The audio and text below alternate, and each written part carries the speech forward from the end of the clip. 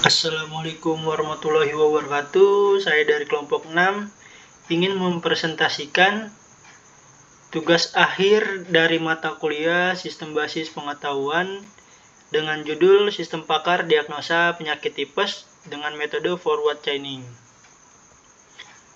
Anggota kelompok 6 terdiri dari Nova Rizky Aditya dengan NPM 2020 4350 0423.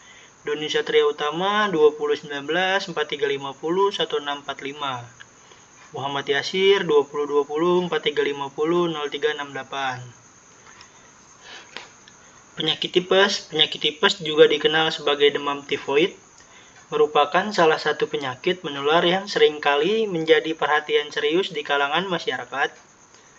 Pentingnya diagnosis dini sangat krusial dalam menangani penyakit ini, mengingat dampak serius yang dapat terjadi jika tidak ditangani dengan cepat. Di dalam masyarakat, pemahaman mengenai metode diagnosis menjadi kunci dalam upaya pencegahan dan pengobatan dini penyakit tipes. Maka dikembangkanlah dalam aplikasi berbasis forward chaining. Metode forward chaining adalah salah satu pendekatan dalam kecerdasan buatan yang dapat diterapkan dalam konteks diagnosa penyakit. Pendekatan ini memulai proses diagnosis dari gejala awal dan secara sistematis menentukan langkah-langkah selanjutnya berdasarkan informasi yang diperoleh. Dalam konteks penyakit tipes ini berarti mengenali gejala-gejala karakteristik seperti demam berkepanjangan, sakit perut, atau gangguan pencernaan lainnya, dan mengikuti langkah-langkah diagnosis yang lebih mendalam. Tujuan dan manfaat. Tujuan membuat diagnosa penyakit tipes dengan metode forward chaining dalam sistem pakar memiliki tujuan untuk memberikan pendekatan sistematis dalam pengambilan keputusan berdasarkan gejala atau informasi yang diberikan. Sistem forward chaining untuk menentukan diagnosa kemungkinan berdasarkan gejala-gejala yang telah diidentifikasi. Setiap gejala memiliki dampak pada penentuan akhir diagnosa. Manfaat membuat diagnosa penyakit dengan metode forward chaining dalam sistem pakar memberikan berbagai manfaat yang dapat meningkatkan efisiensi dan efektivitas dalam proses pengambilan keputusan di bidang kesehatan. Metode ini membantu menentukan kemungkinan diagnosa berdasarkan gejala dan informasi yang ada. Ini dapat memberikan panduan awal bagi profesional kesehatan untuk lebih fokus pada diagnosis yang lebih spesifik. Berikut adalah poster dari diagnosa penyakit tipes. Ada kode gejala G001 dengan penyakit demam tinggi yang bisa didiagnosa sebagai tipes fase awal, menengah, dan fase puncak.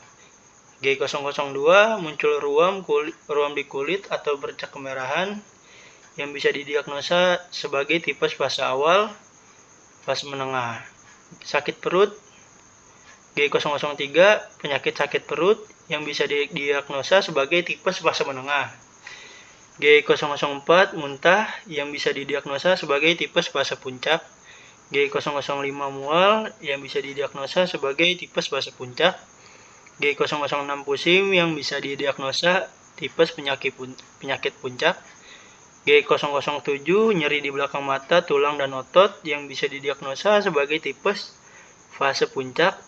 G008 radang tenggorokan yang diiringi dengan sulit menelan bisa didiagnosa sebagai tipes fase puncak. G009 nyeri otot yang bisa didiagnosa sebagai tipes fase puncak. G0010 diare yang bisa didiagnosa sebagai tipes fase puncak. G0011 sakit kepala yang bisa didiagnosa sebagai tipes fase puncak.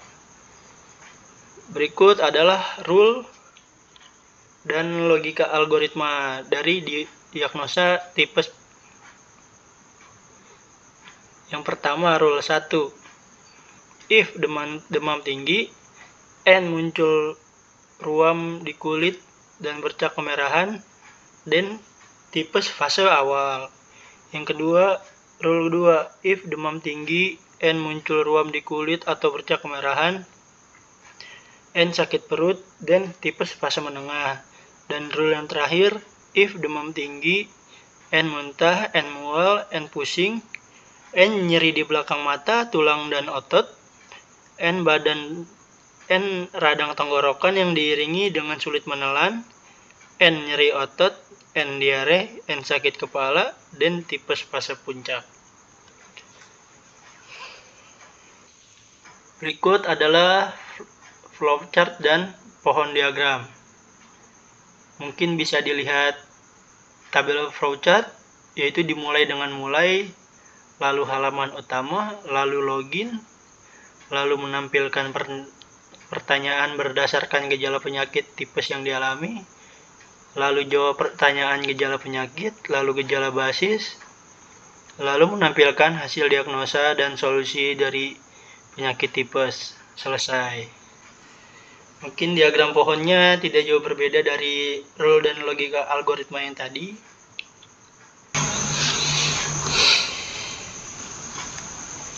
Berikut ini adalah tampilan dari aplikasi diagnosa tipes dengan metode forward chaining.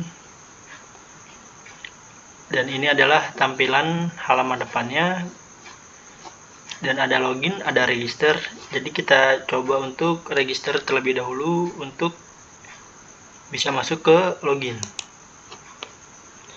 Nama pasien coba kita isi dengan Adi, emailnya diisi juga.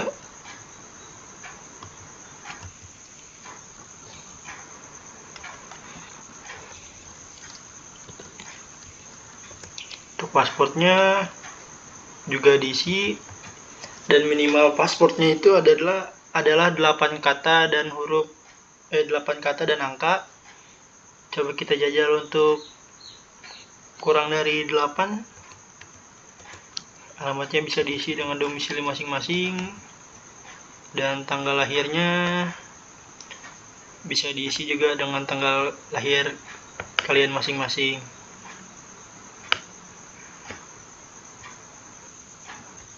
Oke, kita coba daftar, kita coba register. Ya, tidak bisa karena harus minimal 8 karakter. Kita jajal 8 karakter. Oke, coba kita jajal register. Oke, kita sudah berhasil untuk melakukan registrasi. Kita coba login dengan username yang tadi kita sudah daftarkan.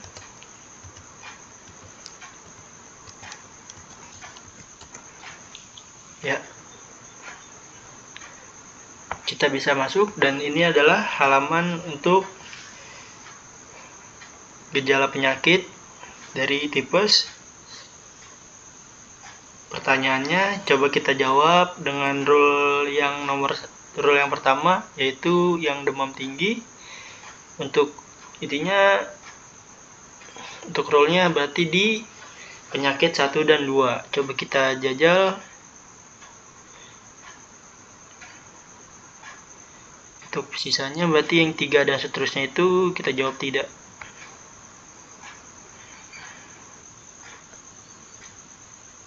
Ya, ini adalah halaman dari hasil diagnosa penyakit yang sudah kita pilih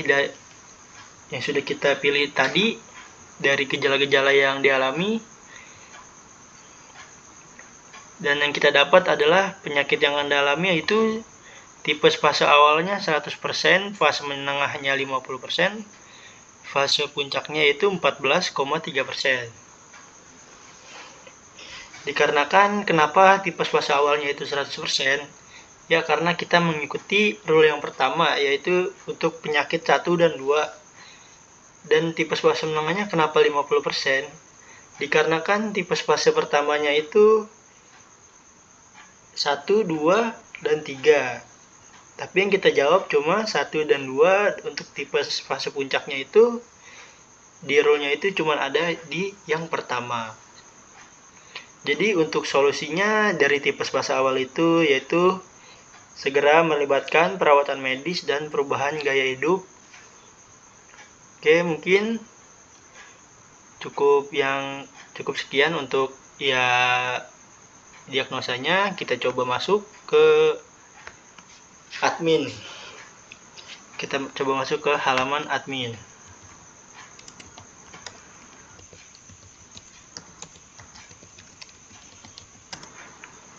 Ya, ini adalah halaman admin. Di dalam halaman admin ini ada data pasien, data penyakit, data gejala, dan data solusi. Di data pasien di dashboard admin ini kita bisa edit, kita bisa hapus juga. Kita bisa edit juga nih. Coba kita jajal edit.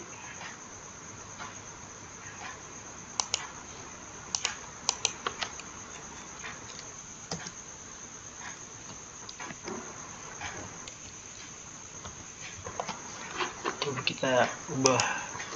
Oke, berhasil. Kita bisa hapus juga. Coba kita hapus. Ya, berhasil juga. Ada data pakar. Data pakar ini kita bisa tambahkan untuk ahli-ahli pakar. Kita bisa edit juga dan kita bisa hapus juga. Di data penyakit ada tipe fase awal, ada tipe fase menengah, dan lain-lainnya. Kita bisa tambah data penyakit, kita bisa edit juga, dan kita bisa hapus juga. Oke, data gejalanya sama seperti data penyakit, kita bisa edit juga, kita bisa hapus juga, dan kita bisa tambahkan data gejalanya juga. Data solusinya juga sama seperti yang lain-lainnya, kita bisa tambahkan, kita bisa edit, dan kita bisa hapus. Ya, mungkin sekian demo aplikasi yang bisa saya perlihatkan. Jika banyak kekurangannya, saya mohon maaf. Sekian dari saya. Wassalamualaikum warahmatullahi wabarakatuh.